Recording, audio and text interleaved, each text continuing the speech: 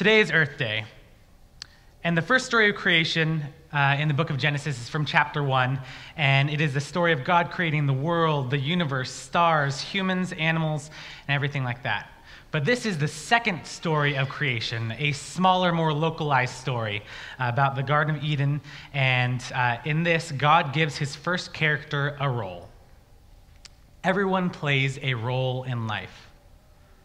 Who we are shapes us. My last name is Aranico, the same as my father's, and my father's fathers, and my father's fathers, and so on.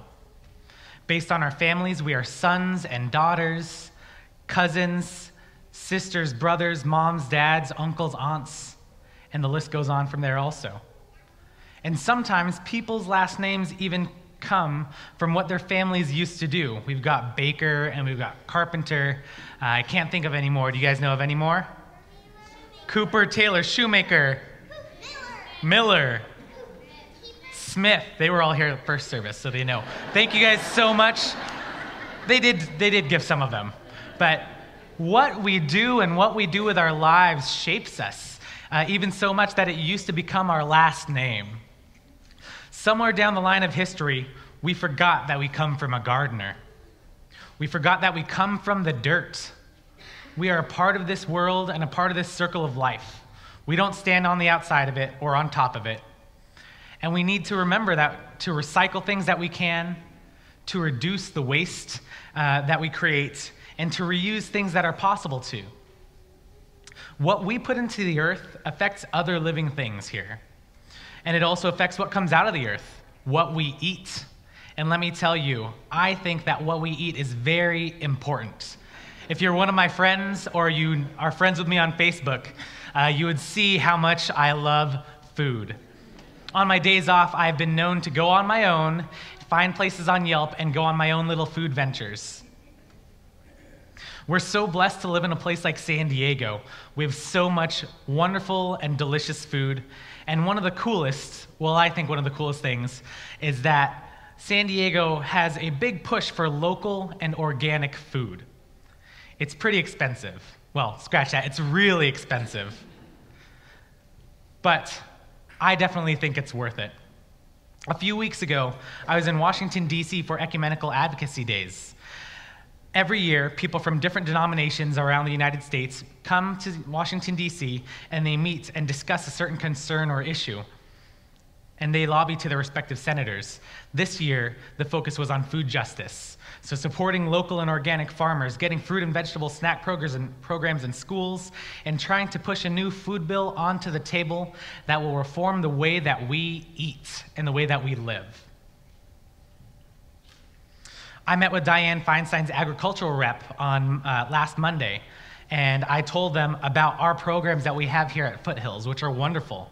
I told them about how every Thanksgiving season, our youth group goes around. It takes 2 weeks to pass out flyers in surrounding neighborhoods and then go around and collect canned goods so that we can go and fill up this food pantry in San Diego that is constantly being emptied by people who need good and nutritious food. I told them about our Common Ground program and how we serve so many schools in our local area, serve schools where kids don't have healthy meals at home, so they come to school and get those. And especially in times when they have breaks or are on vacations, that they can come to school and take home a box full of food so that when they are at home, they have good and healthy choices of things to eat, and they can continue to be healthy. We are gardeners. We are from the dirt, and we are God's creation. And we're called to care for God's creation. To care for people is to also care for the earth.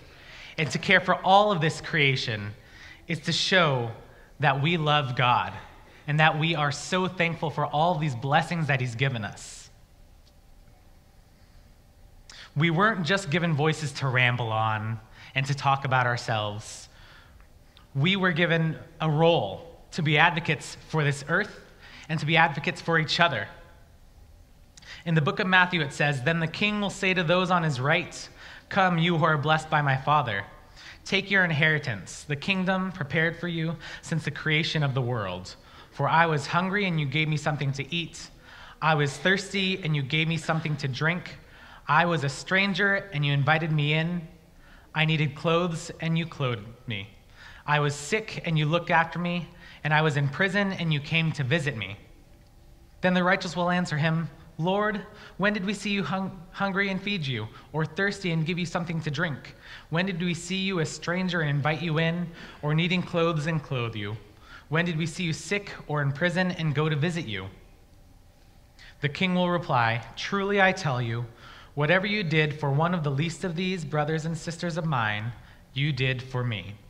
So when we recycle, reduce, and reuse, we care for the earth. When we support local and organic, we support our neighbors, we feed our neighbors, we clothe them, and we also take care for the earth. Because organic food doesn't use pesticides, it's all natural. And what we put into the earth is wonderful when we farm organically. Our actions become our voices, and we were born to give voice. Just like being farmers, we come from a long line of people speaking out on injustice. These children today remind us of that in the story of Moses. And what better way for my sermon to end than to see how everything pans out.